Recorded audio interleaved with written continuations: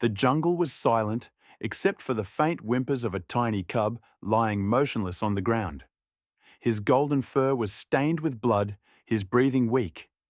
Towering over him stood Kairo, the mighty male lion, his eyes filled with desperation. He nudged his cub gently, but the little one did not move. Panic surged through him. He could not lose his son. With a deep growl, Kairo made a decision no wild beast had ever dared before. He picked up his wounded cub in his powerful jaws and turned toward the human village, hoping for a miracle. Kairo, the mighty lion, was the undisputed king of the jungle. His golden mane flowed like a crown of fire, and his deep roar sent chills through every creature in the wild.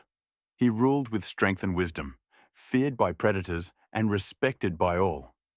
No beast dared challenge him, for he had won battles that left scars on his body but none on his spirit. Yet, despite his dominance, Kairo had one weakness: his only cub, a tiny ball of fur who was the light of his world. From the moment the cub was born, Kairo had watched over him with fierce devotion. He taught him how to pounce, how to listen to the whispers of the wind, and how to roar, though the cub's little growls only made Kairo chuckle. The jungle was dangerous, filled with rivals and unseen threats. But Kairo was always there, ensuring his son was safe. One fateful evening, the unthinkable happened. A rogue lion had entered Cairo's territory, and in a moment of carelessness, the cub had wandered too far from safety. By the time Kairo reached him, the battle had already begun. He fought with all his might, his powerful claws slashing through the air, his roars shaking the trees. But the rogue lion had done the damage. His cub lay injured, breathing faintly, unable to stand. Panic gripped Cairo's heart. He nudged his son with his massive paw, hoping for movement, but the cub only whimpered softly. A cold realization struck him. His strength meant nothing if he could not save his son. He had faced enemies, storms, and hunger, but never had he felt so helpless. Cairo's mind raced. The jungle held no cure for such wounds. The other animals could do nothing. He needed help. Help from a creature he had always considered his enemy. His amber eyes turned toward the distant glow of the human village. Lions did not beg. Lions did not seek help. But Kairo was not just a lion at that moment. He was a father. With careful movements, he lifted his cub in his powerful jaws, feeling the fragile weight of his son's life. His heart pounded, not with fear, but with determination. He had never trusted humans, but he had no choice. As he stepped out of the dense jungle, his massive frame moved like a shadow against the moonlight. The village was close now, its strange scents filling his nose. He could hear voices, laughter, the crackling of fire. They would be afraid. They might run. They might even attack. But none of it mattered. Kairo, the king of the jungle, who had never bowed to anyone, was about to do something no lion had ever done. He was going to place his son's fate in the hands of humans, and hope they understood the plea in his eyes. Kairo had witnessed many tragedies in the jungle. He had seen young cubs lost to starvation, mothers mourning their fallen offspring, and old lions taking their final breath alone beneath the ancient trees. The law of the wild was cruel. Only the strongest survived. But this time, it was different. This time, it was his own son struggling between life and death. The tiny cub lay in the dirt, his breathing shallow, his golden fur stained with blood. His small body shivered with every weak breath he took. Kairo lowered his massive head and nuzzled the cub gently, hoping, praying, that his touch would give the little one strength. But there was no response, only a faint whimper. A deep growl rumbled in Cairo's throat, not of anger, but of frustration and sorrow. He was the king of this jungle, feared by all, yet he was powerless in this moment. The jungle offered no mercy, no medicine, no healing hands. If his son were to survive, he needed more than just a father's protection. He needed a miracle. For the first time in his life, Kairo felt fear. Not the fear of losing a battle, Not the fear of a stronger enemy, but the fear of losing the one thing that mattered most to him. His pride, his power, his reputation, none of it mattered now. He would do anything to save his cub. But where could he turn? The jungle was no place for second chances. The rivers washed away the weak, the shadows hid the hungry, and the sky watched without pity. The other lions would not help. They would only see weakness in his eyes, a chance to challenge him for his throne. The hyenas would circle, waiting for death to come so they could feast. The elephants and giraffes had their own families to protect. Then, for the first time, his mind wandered beyond the jungle, to the place where no lion ever dared to go. The human village. Kairo had seen it from a distance, the strange world where no trees grew, where fire burned inside cages, where creatures with no claws or fangs ruled the land. He had never stepped too close, always watching from the safety of the shadows. He had heard the stories too, the ones whispered among the animals. Humans are dangerous. They capture, they kill, they take our young. Never trust them. And yet he had also seen something else. A mother nursing her crying child, a man feeding an injured dog, a woman wrapping a bandage around a wounded bird's wing. Could they heal? Cairo's instincts screamed at him to stay away, to carry his cub deeper into the jungle, to hide him in the safety of the caves. But deep down, he knew there was no safety, not anymore. His cub did not have the strength to survive another night. For a moment, he hesitated. His powerful muscles tensed, his claws digging into the earth beneath him. Was he truly about to do this? To walk willingly into the world of humans? But then he looked at his son. The cub let out a weak, pitiful sound, one that made Cairo's heart ache. His decision was made. With careful precision, he lowered his head and picked up the cub in his massive jaws. He could feel the little body limp and fragile, barely clinging to life. His cub needed help, and there was only one place left to go. With a deep breath, Kairo turned away from the jungle and started walking toward the village. The path to the village was long, winding through thick trees and over rocky terrain. Kairo moved carefully, his massive paws silent against the earth. Every step felt like a betrayal of his nature. He was a lion, a ruler of the wild. What was he doing seeking aid from humans? The jungle grew quieter as he left it behind. The sounds of crickets faded, the distant howls of wolves disappeared. Soon, he could hear new sounds, unfamiliar ones, voices, laughter, the soft hum of wind chimes. The village was close. Kairo hesitated once more.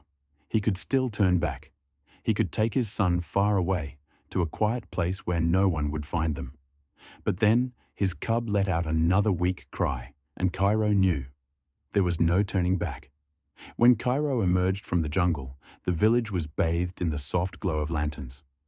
The streets were empty, but he could smell the presence of humans nearby. The scent of fire, cooked food, and something else. Something strange, yet oddly comforting.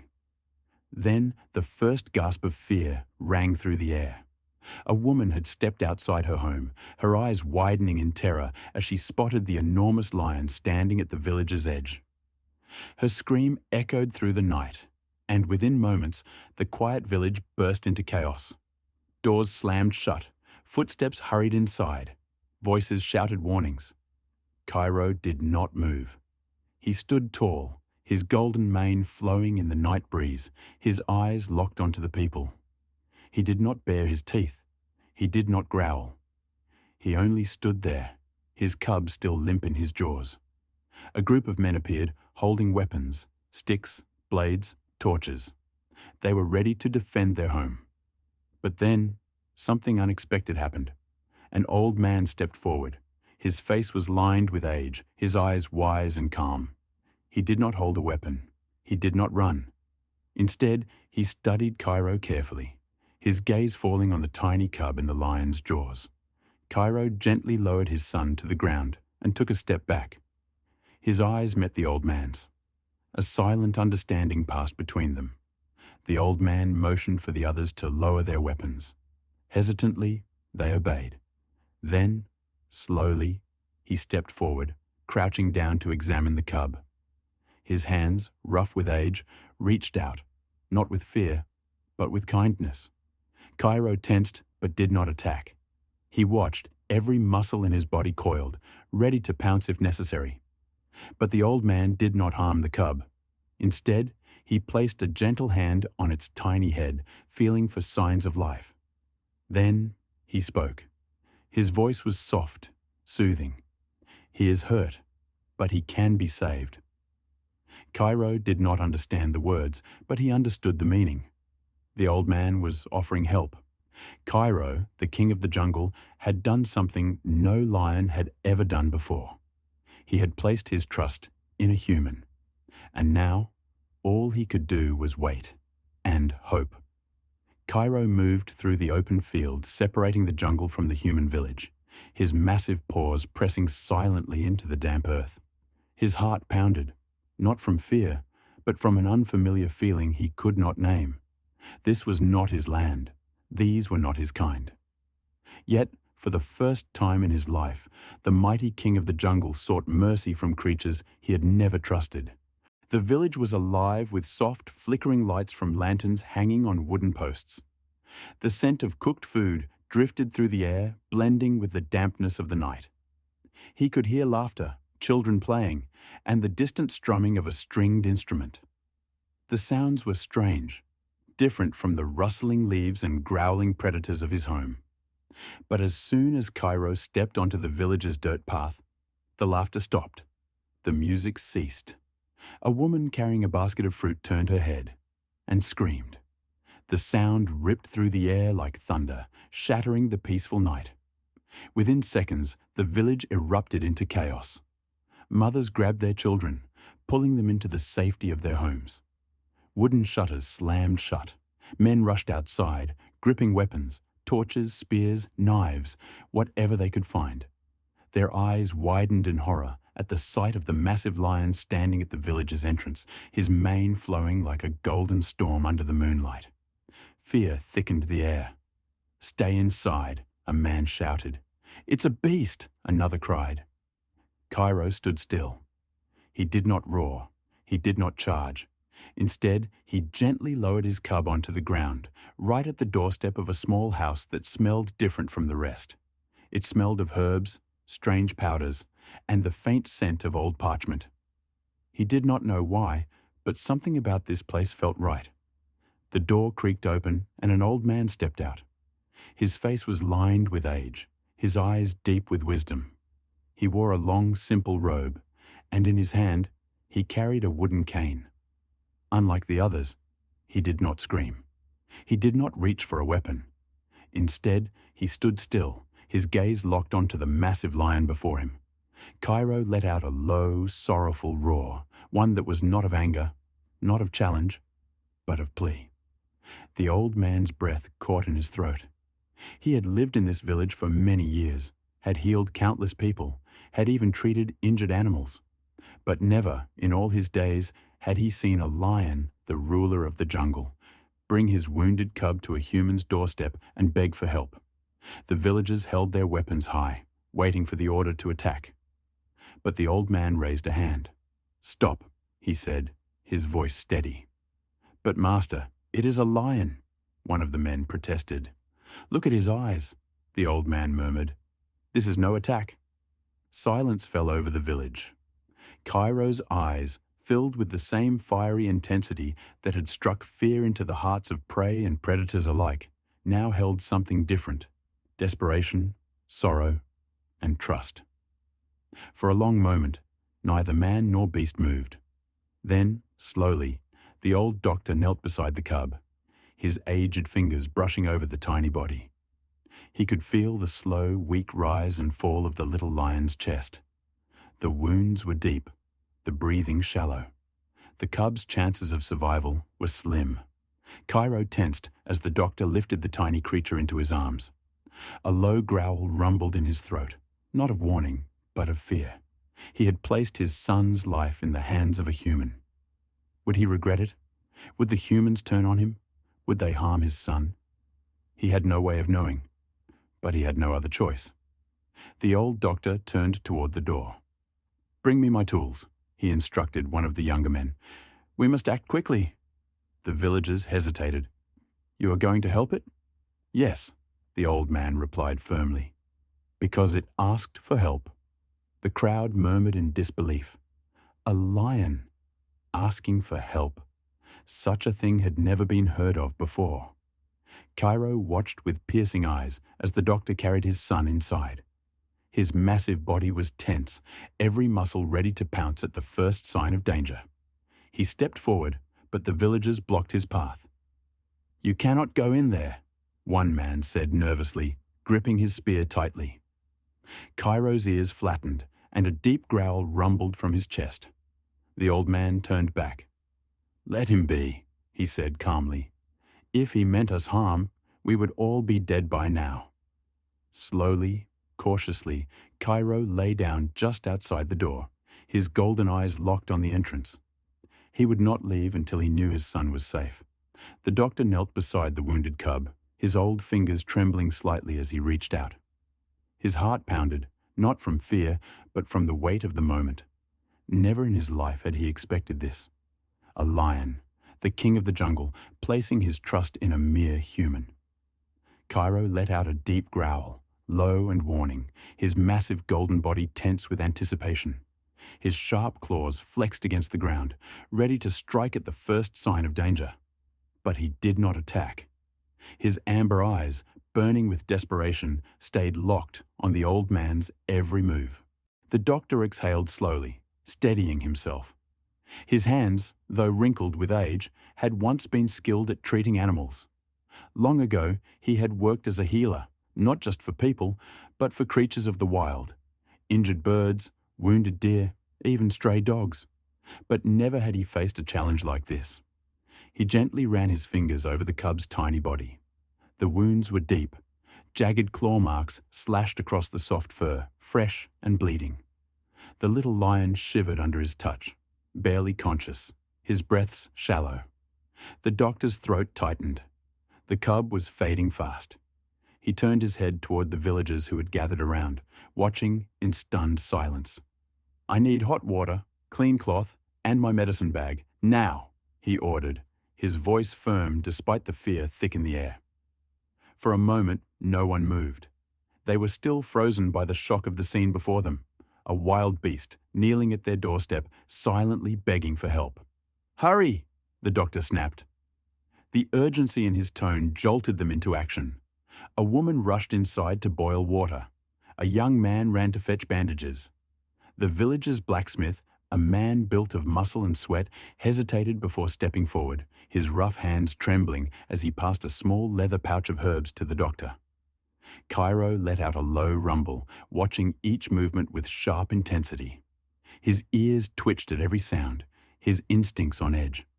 The humans were unpredictable. At any moment, they could betray him. But he stayed. For his son, he stayed. The doctor worked quickly. He cleaned the wounds with warm water, washing away the blood. The cub let out a faint, pitiful cry, his tiny body flinching under the sting. Kairo tensed, his massive muscles flexing as his instincts screamed at him to protect his child. The villagers took a step back, clutching their weapons, fearing the lion's reaction. But Kairo did not pounce. Instead, he let out a soft, sorrowful sound, almost a whimper. The doctor paused, looking up at the great beast before him. In that moment, he did not see a fearsome predator. He did not see the king of the jungle. He saw a father who was willing to break every law of nature, to defy every instinct, just to save his child. His hands steadied. He dipped a cloth into a bowl of warm herbal medicine and pressed it gently against the cub's wounds. The little one whimpered again, but did not move. "You are strong, little one," the doctor murmured, his voice soft. "Stay with me." He reached into his bag and pulled out a needle and thread. He had never stitched the skin of a lion before, but there was no time for hesitation. With slow, careful hands, he began closing the deepest wounds, sealing the gashes that threatened the cub's life. The minutes stretched into what felt like eternity. The villagers stood frozen, the only sound in the night being the crackling of the torches and the occasional whimper from the cub. Kairo never moved. He never blinked. His massive frame remained still, his golden eyes locked onto the doctor's every movement.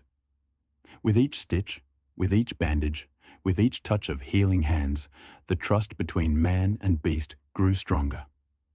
Finally, after what felt like hours, the doctor sat back, wiping sweat from his forehead. He looked down at the cub, now wrapped in soft cloth, his breathing steadier than before. The wounds were still fresh, the battle still not won, but hope was no longer lost. He turned his gaze toward Kairo. "He will live," the doctor said softly. The great lion exhaled, a deep, shuddering breath that seemed to carry the weight of the entire jungle. His massive head lowered, and for the first time, his body relaxed. The villagers watched in silent awe. The king of the jungle had placed his faith in them, and they had not failed him. The night had stretched long, but at last, dawn painted the sky in soft hues of gold and pink. The village, which had been gripped by fear just hours ago, now stood in stunned silence, watching the impossible unfold. Kairo remained still outside the doctor's hut, his enormous golden body stretched across the dirt path like a silent guardian. The only sign of life from him was the slow, rhythmic rise and fall of his chest. He did not roar. He did not pace. He simply watched. Inside the small hut, the doctor wiped his hands clean with a damp cloth, exhaustion weighing heavy on his old bones. The cub, though still weak, was no longer trembling. His wounds were stitched, his breathing steady. A tiny flicker of strength had returned to him. He had survived the night. The doctor exhaled deeply, then turned toward the open door. The first light of dawn bathed the world outside in a golden glow. And there, waiting like a statue carved from the very earth itself, was Kairo. The lion's amber eyes met his. For a long moment, neither man nor beast moved. The weight of what had just happened hung in the air like a fragile thread between them. Then, as if understanding the answer he had been waiting for, Kairo slowly rose to his feet. The villagers tensed, their hands gripping spears and torches once more. But Kairo did not growl. He did not bare his fangs. Instead, he stepped forward, his heavy paws silent against the ground. With the utmost gentleness, he nudged his cub, who lay curled in a nest of soft cloth. The tiny lion stirred, letting out a weak but unmistakable mewl. Kairo bent down and, with the same tenderness that had first shocked the villagers, picked up his son by the scruff of his neck.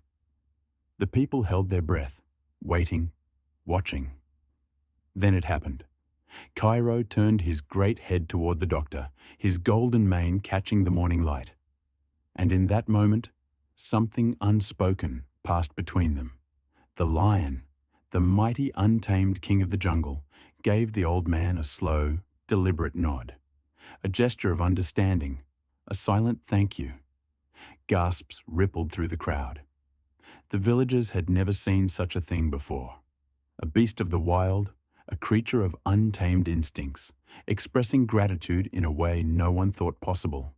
Then, without another sound, Kairo turned and walked away.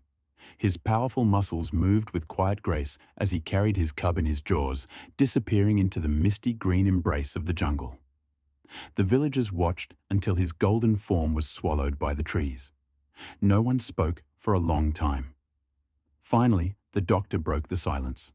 He turned to the people, his voice calm but certain. Even the fiercest hearts, he said, can understand love, trust, and hope. From that day on, the story of the great lion and his wounded son became legend. And whenever the villagers heard a distant roar echoing through the jungle, they no longer felt fear. They felt something else. Respect. And perhaps, just perhaps, a little bit of trust in return.